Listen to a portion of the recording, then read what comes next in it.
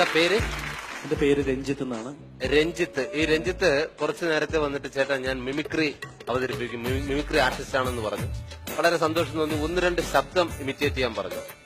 ഇത്രയും ditto voice ഈ അടുത്ത സമയത്തൊന്നും ഞാൻ കേട്ടിട്ടില്ല. അപ്പൊ അത് നമുക്ക് ഒരുമിച്ച് കേൾക്കാം. ആദ്യം നമ്മുടെ അജു വർഗീസിന്റെ ശബ്ദം. ഓക്കെ, കറക്റ്റ് ആണെങ്കിൽ കൈയടിക്കണം. എന്റെ പൊന്നു മാമച്ചനോട് ഞാനൊരു 100-110 തവണ പറഞ്ഞില്ലേ ആവശ്യമില്ലാത്ത പണിക്ക് പോകരുത് എന്ന്. അതെ, ഇത് ഞാൻ ഗോവയ്ക്ക് പോകാൻ വേണ്ടി വെച്ചിരിക്കുന്ന കാശ. ഇവിടത്തേന്ന് ഞാനൊരു 10 പൈസ തരൂല മോനെ. ബ്ലഡി ഫുൾ ഇനി അടുത്തത് ധർമ്മജന്റെ വോയിസ് ആരും ചെയ്തിട്ടില്ല. ധർമ്മജന്റെ വോയിസ് വെറൈറ്റി ഇതാണ്. അമ്മച്ചി പറഞ്ഞേ അപ്പച്ചനും ബാപ്പച്ചന്റെ കണ്ടിച്ചമ്പില്ലേ കംപ്ലീറ്റും കത്തിക്കളെന്ന് തോന്നി. എന്റെ പൊന്നു മുകേഷ് ഏട്ടാ, ഈ നിൽക്കുന്ന പിഷാരടിക്കണ്ടല്ല, ഈ പറഞ്ഞ പൊക്കവും കൊണ്ടിട്ട് മാത്രമേ ഉള്ളൂ, ബുദ്ധിയില്ല. മുകേഷ് ഏട്ടന്റെ കാര്യം അറിയോ? ഈ ഇരിക്കുന്ന ആൾക്കാരൊക്കെ കംപ്ലീറ്റ് എന്നെ ദൈവത്തെ പോലെയാണ് കാണുന്നത്. ഞാൻ കഴിഞ്ഞ ദിവസം ഉന്നയി ചെന്നപ്പോ അവര് പറയണേ, ദൈവമേ നീ പിന്നെ വന്നാന്ന്. ഇനി ആരെയാണ് വെറൈറ്റി? ഒരു സീരിയൽ താരമാണ്. സീരിയൽ താരം തട്ടിമുട്ടിയും എന്ന സീരിയലിലെ അർജുനേട്ടനെ അതിഗംഭീരമാക്കിയ നമ്മുടെ ജയേട്ടൻ. മോഹനവല്ലി, അമ്മ അർജന്റീനയുടെ ഫ്ലെക്സിന്റെ താഴെ അമ്മയുടെ പടം വെക്കാന്ന് പറഞ്ഞമ്മ. നല്ലതല്ലേ അമ്മ? മോഹനവല്ലി അല്ലെങ്കിൽ വേണ്ട, അമ്മയാ നല്ലത്. അമ്മയുടെ കിടപ്പ് കണ്ടോ, കന്നുകാലി വരുന്ന പോലെ. മോഹനവല്ലി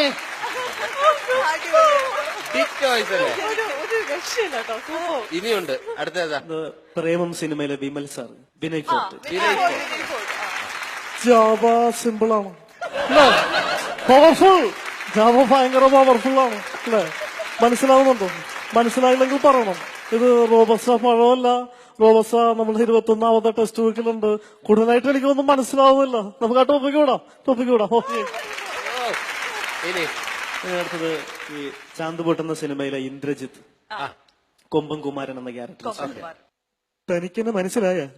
എങ്ങനെ മനസ്സിലാകാനാ? ഒരിക്കൽ തന്റെ പരാക്രമത്തിൽ ചത്തുപോയില്ലേ അതെന്റെ അച്ഛന്. തനിക്കറിയാവാ, അച്ഛൻ മരിച്ചാൽ പിന്നെ ഞങ്ങ പട്ടിണിയായിരുന്നു. പട്ടിണിയെന്ന് വെച്ച മുഴു പട്ടിണി. അത് സഹിക്കാൻ പറ്റാതെ എന്റെ അമ്മ ഒരു വരത്തന്റെ കൂടെ പൊറുതിക്ക് പോയി. എന്നിട്ടും കുമാരനെ തുറവിട്ട് പോയില്ല. എന്തിനാണെന്നറിയാവാ? തന്റെ മുമ്പ് ഇതുപോലെ വന്നു നിൽക്കാൻ. വള്ളത്തേന്ന് മീൻമാരിയും തമ്മിൽ തല്ലി അങ്ങോട്ട് വളർന്നു. ഞാൻ അറിയാതെ എന്റെ കുറുമ്പും അങ്ങോട്ട് വളർന്നു. ഇപ്പൊ നാട്ടുകാർ വിളിക്കുന്നത് കൊമ്പൻകുമാരാന്ന്. എന്നോട് കളിക്കുന്നതേ സൂക്ഷിച്ചൊക്കെ വേണം. ആ ചെല്ല്. ഇത്രയും ഡയലോഗ് ഇന്ദ്രജിത്തിന് പോലും കാണാതെ അറിയുമെന്ന് എനിക്കറിയില്ല.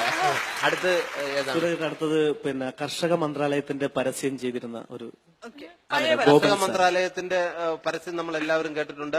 അദ്ദേഹം തന്നെയാണ് ശ്വാസകോശം സ്പോഞ്ച് പോലെയാണ്. ആ പരസ്യവും ഡബ് ചെയ്തിരിക്കുന്നത് നമ്മുടെ വാർത്ത വായിച്ചുകൊണ്ടിരുന്ന ഗോപൻ ചേട്ടനാണ് ആ ശബ്ദത്തിനുടമ. ആ പരസ്യം കേൾക്കുമ്പോൾ തന്നെ നമ്മൾ അറിയാതെ ചെയ്തിരിക്കും. റെഡി? രാജു, ഈയിടെയായി നിന്നെ നെൽപ്പാടത്തേക്ക് കാണുന്നതേ ഇല്ലല്ലോ. ഗോപാല, കേന്ദ്ര സർക്കാർ കർഷകർക്കായി അണിയിച്ചൊരുക്കിയിരിക്കുന്ന കർഷക ബന്ധു കാർഡ് വാങ്ങിക്കുവാൻ പോയതാണു ഞാൻ. ഓഹോ, അങ്ങനെയോ?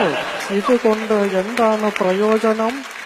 ഗോപാല, ടോൾ ഫ്രീ നമ്പറായ 1104-743 എന്ന നമ്പറിലേക്ക് ഡയൽ ചെയ്യൂ. ഇതെല്ലാം വലിയ ചിലവുള്ള കാര്യമല്ലേ? ഗോപാല, ഇത് തികച്ചും സൗജന്യമാണ്. അടിപൊളിയായിരുന്നു. ഞാൻ ഈ 2016 ആദ്യമായിട്ട് കണ്ട ഒരു മിമിക്രി പ്രകടനമായിരുന്നു. രഞ്ജിത്തിനപ്പം നല്ലൊരു കൈയടിയില്ല. Thank you Ranjith.